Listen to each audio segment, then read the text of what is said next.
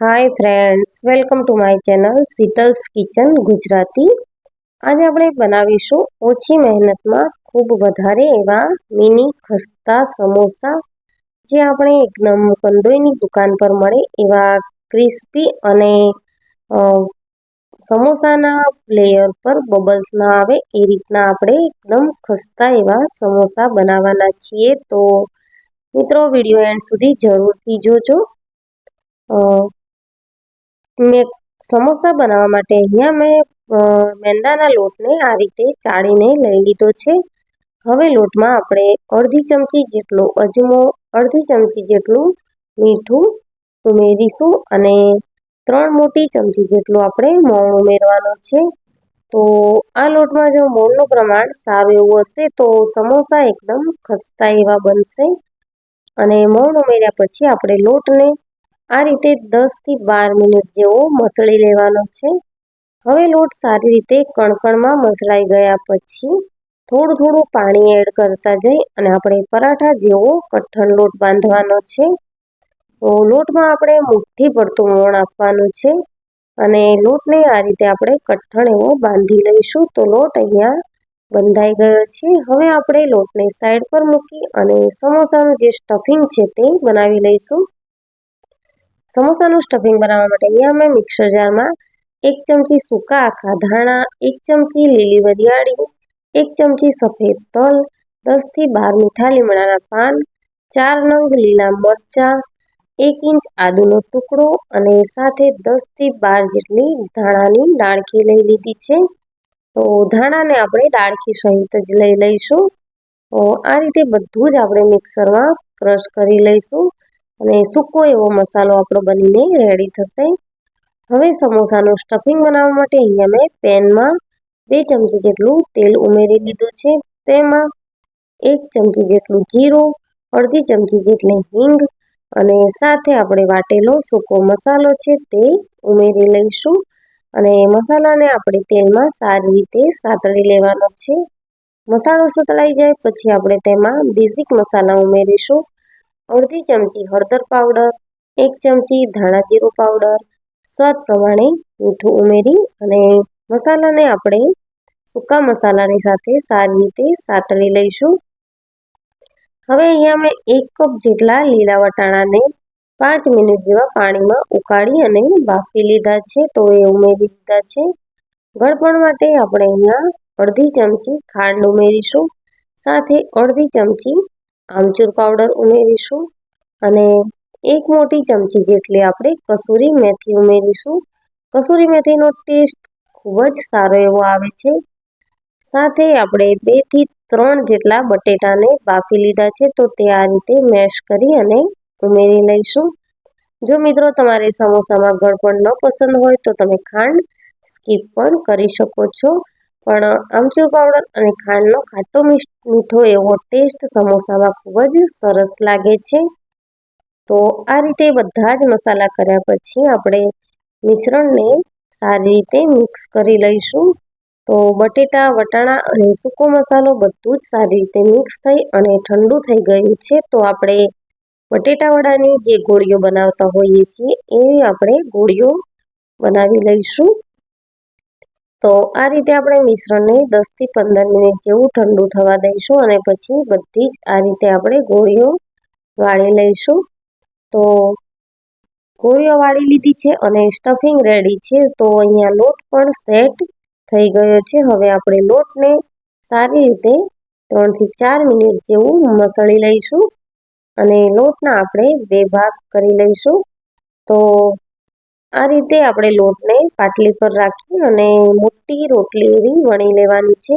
બહુ પતલી નહીં અને બહુ જાડી નહીં, એવી મીડિયમ આપણે પરાઠા જેવી રોટલી વણવાની છે. તો મેંદો છે એટલે જેમ આપણે ખેંચીશું તેમ સંકોચાશે, એટલે મેંદાની રોટલી અહીંયા મારે પાટલી થોડી નાની પડતી હતી તો મેં થાળી પર પલટાવી દીધું હતું અને હવે મોટી રોટલી વણી લીધી છે. તો હું અહીંયા 8 એવા ભાગ કરી રહી છું. સરખા 8 ભાગ કરી લેવાના છે આપણે રોટલીના. તો તમારે 8 ભાગમાં ન ડિવાઈડ કરવું હોય તો તમે 6 ભાગ કે 4 ભાગમાં પણ ડિવાઈડ કરી શકો છો. અને આ રીતે આપણે બધા જ ભાગમાં 1-1 સ્ટફિંગની ગોળી છે તે મૂકી લઈશું અને ત્યારબાદ આપણે જે મિની સમોસા છે તે વાળી લઈશું. તો એકસાથે આપણે 8 સમોસા બનાવીને રેડી કરી શકશું આ રીતે. તો અહીંયા મેં એક વાટકીમાં પાણી લઈ લીધું છે અને પાણીથી આ રીતે જે આપણું ટ્રાયંગલ શેપનું એ રોટલી છે તેનું લેયર આપણે ચોંટાડવાનું છે. તો આ રીતે આપણે બંને સાઈડને દબાવી લઈશું અને આ રીતે આપણે ચિપકાવી લેવાનું છે. હવે જે ત્રીજી સાઈડ છે તેને તેના ઉપર ચિપકાવી બાજુની બંને સાઈડને આપણે સારી રીતે પાણી લગાવી અને ચિપકાવી લઈશું. તો મિત્રો આ ચિપકાવતી વખતે ખાસ ધ્યાન રાખવાનું કે આપણે પાણીવાળી આંગળી કરીને જ ચિપકાવીશું, નહીંતર તો તેલમાં આપણે જ્યારે સમોસા તળાશે ત્યારે આ લેયર છે તે ખુલી જશે અને સમોસાના સ્ટફિંગમાં તેલ ભરાઈ જશે. તો આ રીતે મેં બધા જ સમોસા 1 બાય 1 વાળી લીધા છે. એક મેં આ રીતે વાળ્યા છે અને બીજી પણ હું વાળવાની રીત તમને બતાવી દઈશ. તો એકસાથે આપણે 8 જેટલા મિની સમોસા બનાવીને રેડી કરી શકીશું આ રીતે. તો ફટાફટ બની જાય એવા મિની સમોસા તમે પણ આ રીતે બનાવશો તો તમારે પણ એકદમ જલ્દી એવા બની જશે. તો બીજો સમોસો પણ એ જ રીતે વાળી રહી છું પાણી લગાવીને. તો સારી રીતે આપણે પેક કરીશું તો તેલમાં પણ આ લેયર નહીં ખુલે અને સમોસા સારા એવા ક્રિસ્પી બનીને રેડી થશે. અને સ્ટફિંગ આપણે ફૂલ ભર્યું છે તો સમોસા ખાવાની મજા આવશે. તો તમે જોઈ શકો છો કે અહીંયા મેં પાણીવાળા હાથ કરી અને સારી રીતે બીડિંગ કરી લીધું છે. તો આ રીતે મેં 2 સમોસા તૈયાર કર્યા છે અને બધા જ હું એવી રીતે તૈયાર કરી લઈશ. અને ત્યારબાદ આપણે તેલ ગરમ થવા મૂકી દીધું છે. તો તેલ આપણે બહુ વધારે ગરમ નથી રાખવાનું, બહુ ઓછું ગરમ હશે અને આપણે સમોસા ઉમેરીશું તો સમોસામાં જે બબલ આવે છે તે નહીં આવે અને તેનું લેયર પણ નહીં ખુલે અને સારી રીતે સમોસા તળાઈ જશે. હવે હું તમને સમોસા બીડિંગ કરવાની બીજી રીત બતાવું. તો પહેલાં જે સિંગલ છેડો છે એને વાળીશું, ત્યારબાદ બીજા 2 છેડા આપણે ઉપરથી વાળી લઈશું અને ત્યાર પછી આ રીતે ત્રણેય બાજુ પાણી લગાવી અને આપણે ત્રણેય સાઈડ આપણે પેક કરી લઈશું આ રીતે. તો આ સમોસો એકદમ વાળવામાં ઇઝી છે અને તળતા ટાઈમે ખુલતું પણ નથી. તો મિત્રો તમે આ રીતે પણ વાળી શકો છો અને આ રીતે આપણે થાળી પર પ્રેસ કરી અને સમોસાનો શેપ આપી દઈશું.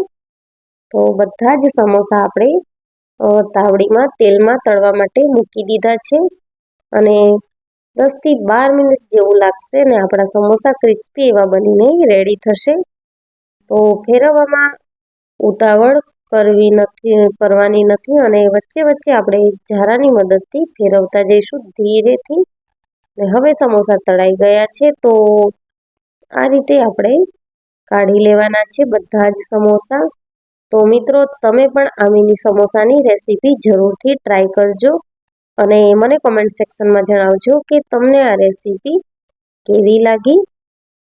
તો ઓછી મહેનતમાં ફટાફટ બની જાય એવા મિની સમોસા આપણા બનીને રેડી છે. એવી જ રીતે આપણે બધા જ સમોસા તળી લઈશું અને આ રીતે જો સમોસા બનાવશો તો તમારે જલ્દીથી બની જશે અને મહેમાન આવે તો પણ આપણને ચિંતા નહીં, ફટાફટ બની જાય એવી આ રેસીપી છે. તો તમે જરૂરથી મિત્રો ટ્રાય કરજો અને હવે આપણે સમોસાને સર્વિંગ પ્લેટમાં લઈ લઈશું અને આ સમોસા કેચઅપ સાથે અથવા તો ગ્રીન ચટણી સાથે ખાવામાં ખૂબ જ ટેસ્ટી એવા લાગે છે. જો મિત્રો તમને મારી રેસીપી ગમી હોય તો વિડીયોને લાઇક કરજો, શેર કરજો અને મારા ચેનલને સબસ્ક્રાઈબ જરૂરથી કરજો. બાજુમાં આપેલું બેલ આઇકન બટન પ્રેસ કરજો એટલે બધી જ રેસીપીની નવી નોટિફિકેશન સૌથી પહેલાં તમને મળશે. તો આ રીતે આપણા મિની સમોસા બનીને રેડી છે. Thank you for watching. Subscribe my channel.